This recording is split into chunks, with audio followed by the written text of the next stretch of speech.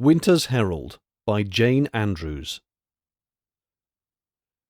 In the days of chivalry, mail-clad knights, armed with shield and spear, rode through the land to defend the right and to punish the wrong. Whenever they were to meet each other in battle at the great tournaments, a herald was first sent to announce the fight and give fair warning to the opponents, that each might be in all things prepared to meet the other, and defend or attack wisely and upon his guard. So, dear children, you must know that Winter, who is coming clad in his icy armour, with his spear the keen sleet, sends before him a herald, that we may not be all unprepared for his approach. It is an autumn night when this herald comes. All the warm September noons have slipped away, and the red October sunsets are almost gone.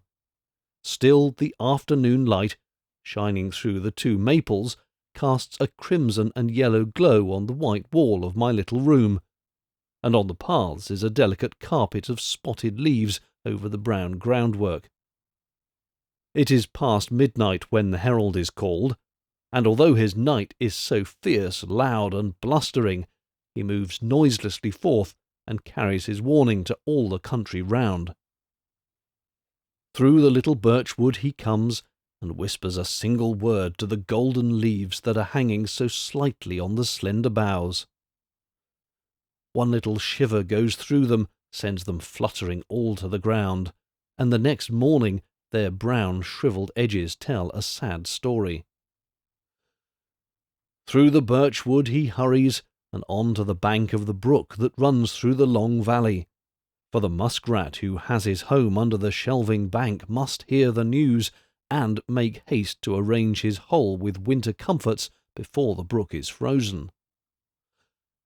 While he crosses the meadow, the field mouse and the mole hear his warning, and lay their heads together to see what is best to be done.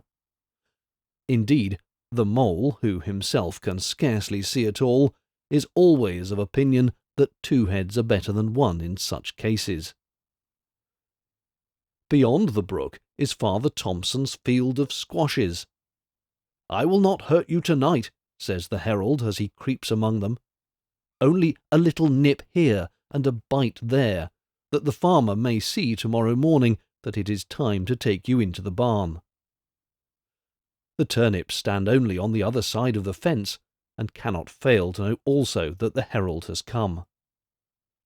But up in Lucy's flower garden are the heliotropes and fuchsias, tea roses and geraniums, delicate, sensitive things who cannot bear a cold word. It must have been really quite terrible what he said there, for before sunrise the beautiful plants hung black and withered, and no care from their mistress, no smiles or kind words could make them look up again. The ivy had borne it bravely, and only showed on his lower leaves, which lay among the grass, a frosty fringe where the dew used to hang. My two maples heard the summons, and threw off their gay dresses, which withered and faded as they fell in heaps on the sidewalk. The next morning, children going to school scuffed ankle-deep among them, and laughed with delight. And the maples bravely answered the herald. "Now let him come, your knight of the north wind, and the storm and the sleet. We have dropped the gay leaves which he might have torn from us. Let him come, we have nothing to lose. His snows will only keep our roots the warmer, and his winds cannot blow away the tiny new buds which we cherish, thickly wrapped from the cold, to make new leaves in the spring." And the elm and the linden and the horse-chestnut sent also a like brave answer back by the herald. Over the whole village green went the whisperer, leaving behind him a white network upon the grass. And before the sun was up to tangle his beams in its meshes and pull it all to pieces, old Widow Blake has seen it from her cottage window, and said to herself, "Well, winter is coming. I must set up some warm socks for the boys today, and begin little Tommy's mittens before the week is out."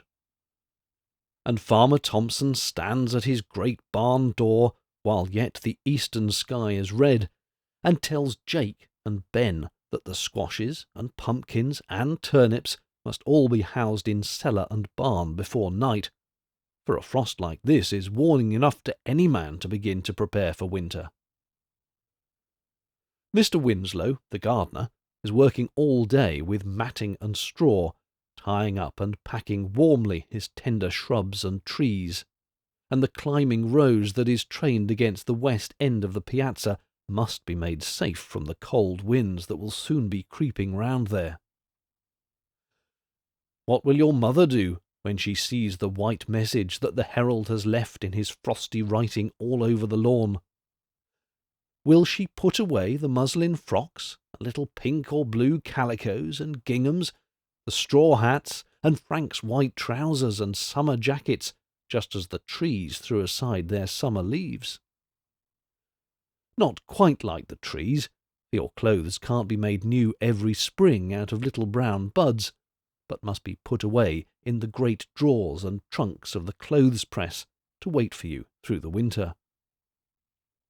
And see how your mother will bring out the woolen stockings, warm hoods and caps, mittens, cloaks, and plaided dresses, and try on and make over that all things may be ready. For it is with such things as these that she arms her little boys and girls to meet the night who is coming with the north wind and storm. Old Margaret, who lives in the little brown house down at the corner, although she cannot read a word from a book, reads the Herald's message as well as your mother can. But here are her 5 boys, barefooted and ragged, ever in summer clothes, and her husband lies back with a fever. She can't send back so brave an answer as your mother does. But your mother, and Cousin George's mother, and Uncle James can help her to make a good, brave answer. For here is Frank's last winter's jacket, quite too small for him, just right for little Jim. And father's old overcoat will make warm little ones for 2 of the other boys.